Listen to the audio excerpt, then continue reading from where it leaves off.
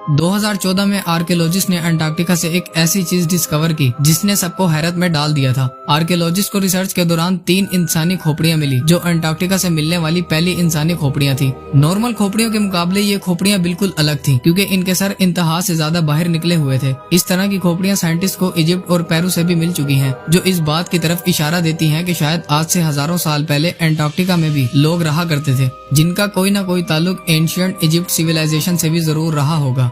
1911 में टेलर नामी एक साइंटिस्ट ने अंटार्कटिका में एक ऐसा वाटरफॉल डिस्कवर किया था जहां पानी की जगह ब्लड फॉल होता है और इस मकाम को टेलर ग्लेशियर कहा जाता है। कई सालों तक यही माना जाता रहा था कि इस ग्लेशियर के अंदर से खून बहता है, लेकिन रिसर्च के बाद ये मालूम हुआ कि इस ग्लेशियर के नीचे एक बहुत बड़ा पानी का डैम मौजूद है और इस पानी में समुद्र के पानी से भी 3 गुना ज्यादा सॉल्ट मौजूद है और इसके साथ ही इस पानी में पहाड़ों से निकलने वाला आयरन भी मौजूद है। और जब ये पानी ग्लेशियर से बाहर निकलता है तो पानी में मौजूद आयरन हवा में मौजूद ऑक्सीजन से मिलकर आयरन ऑक्साइड बनाता है और यूं पानी रेड कलर में बदल जाता है। इसी पानी में 17 टाइप के बैक्टीरिया भी डिस्कवर हुए थे और हैरत की बात तो ये थी कि इन बैक्टीरिया को जिंदा रहने के लिए ऑक्सीजन और सनलाइट की भी जरूरत नहीं पड़ती। साइंटिस्ट और रिसर्चर का ये मानना है कि ये बैक्टीरिया उन प्लैनेट्स पर मौजूद होते हैं जहां ऑक्सीजन और सनलाइट नहीं होती, लेकिन ये बैक्टीरिया हमारी जमीन पर कहां से आए, ये राज भी अंटार्कटिका की मिस्ट्री को मजीद उलझा रहा है। साइंटिस्ट को करीब 1.5 करोड़ स्क्वायर किलोमीटर पर फैले बर्फ के इस कॉन्टिनेंट से कुछ ऐसे सबूत भी मिल चुके हैं जो इस बात की गवाही देते हैं कि आज से लाखों साल पहले अंटार्कटिका पर भी लाइफ एग्जिस्ट करती थी और ये जगह भी रहने के काबिल हुआ करती थी। 1980 में रिसर्चर्स को अंटार्कटिका से डायनासोर्स के ढांचे मिले थे और तब से लेकर अब तक यहाँ से कई डायनासोर्स, प्लेजोसोर्स और मोजासोर्स के ढांचे मिल चुके हैं और रिसर्च से मालूम पड़ा कि ये ढांचे तकरीबन 70 लाख साल पुराने हैं, यानी उस वक्त ये जगह रहने के काबिल हुआ करती थी।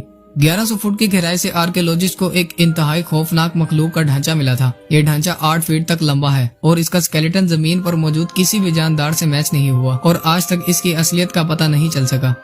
उम्मीद है अंटार्कटिका से अब तक 400 से भी ज्यादा लेक्स डिस्कवर हो चुकी हैं जो बर्फ की लेयर्स के नीचे छुपी हुई हैं। 2009 में अंटार्कटिका की बर्फ के अंदर से एक बिल्ली का ढांचा मिला था जिसने रिसर्चर्स के होश उड़ा दिए थे। हैरत की बात यह थी कि यह ढांचा किसी आम बिल्ली का नहीं था। ये जिस बिल्ली का ढांचा था वो अंडे देने वाली बिल्ली थी। तहकीक के बाद मालूम पड़ा कि ये जानवर आज से तकरीबन 2.5 करोड़ साल पहले जमीन पर पाया जाता था।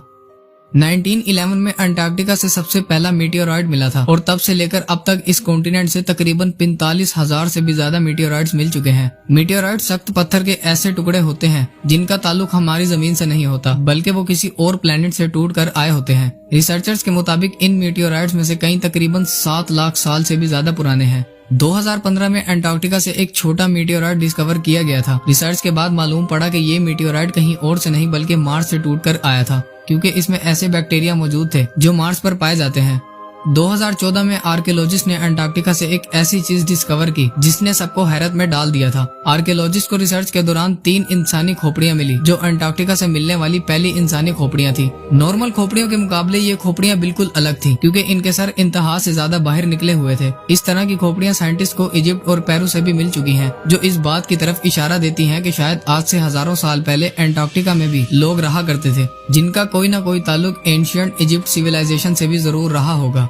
1911 में टेलर नामी एक साइंटिस्ट ने अंटार्कटिका में एक ऐसा वाटरफॉल डिस्कवर किया था जहां पानी की जगह ब्लड फॉल होता है और इस मकाम को टेलर ग्लेशियर कहा जाता है। कई सालों तक यही माना जाता रहा था कि इस ग्लेशियर के अंदर से खून बहता है, लेकिन रिसर्च के बाद ये मालूम हुआ कि इस ग्लेशियर के नीचे एक बहुत बड़ा पानी का डैम मौजूद है और इस पानी में समुद्र के पानी से भी 3 गुना ज्यादा सॉल्ट मौजूद है और इसके साथ ही इस पानी में पहाड़ों से निकलने वाला आयरन भी मौजूद है। और जब ये पानी ग्लेशियर से बाहर निकलता है तो पानी में मौजूद आयरन हवा में मौजूद ऑक्सीजन से मिलकर आयरन ऑक्साइड बनाता है और यूं पानी रेड कलर में बदल जाता है। इसी पानी में 17 टाइप के बैक्टीरिया भी डिस्कवर हुए थे।